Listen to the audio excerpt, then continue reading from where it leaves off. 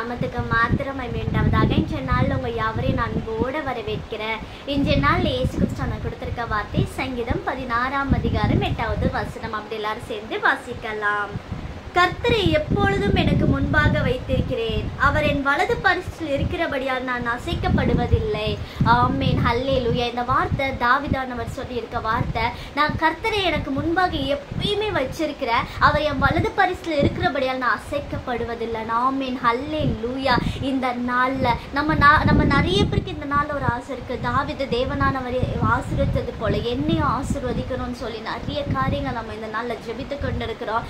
தாவீது என்ன செஞ்சார் அப்படின்னா, எப்பயுமே எந்த காரியமா இருந்தாலும் சரி அவரோட வாழ்க்கையில அவர் முன்னாடி வைத்திருந்தது ஏசப்பாவை மட்டும்தான். ஆமேன், ஹல்லேலூயா. அவர் கர்த்தரை மட்டும்தான் தனக்கு முன்பாக வைத்துட்டு இருந்தார். இந்த நாள்ல நம்மளும் அதே போல இயேசு கிறிஸ்துவானவரை நம்மளுக்கு முன்னாடி வைத்திருக்கிற போது நம்ம எல்லா காரியங்களா இருந்தாலும் சரி, என்ன உங்க வேலையின் காரியமா இருக்கட்டும், உங்க வாழ்க்கையின் காரியமா இருக்கட்டும், நீங்க வாழும் போது உங்களுக்கு முன்னாடி எப்பயுமே இயேசு கிறிஸ்துவானவரை வைத்திருக்கும் போது அவர் நம்மளை நடத்துகிற தேவனா இருக்கிறாரு.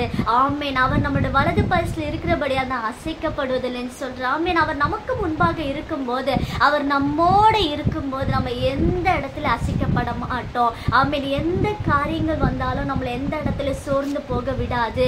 ஆமேன், ஹல்லேலூயா. நம்மோடு இயேசப்பா இருக்கும்போது அவர் நமக்கு பலனா, அரணா, கோட்டையா, நம்மளோட சந்தோஷமா, துருகமா எல்லாமா அவர் இருப்பாங்க. ஆமேன், ஹல்லேலூயா.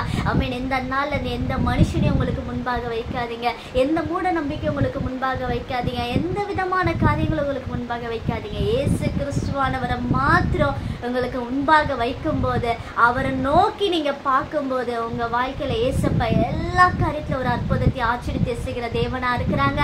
அது மட்டும் கிடையாது, நம்ம எந்த இடத்துல சோர்ந்து போகாதபடி, எந்த இடத்துல நம்ம கீழே விழாதபடி அவர் நம்மளை தாங்கிக் கொள்கிற தேவனா இருப்பாங்க.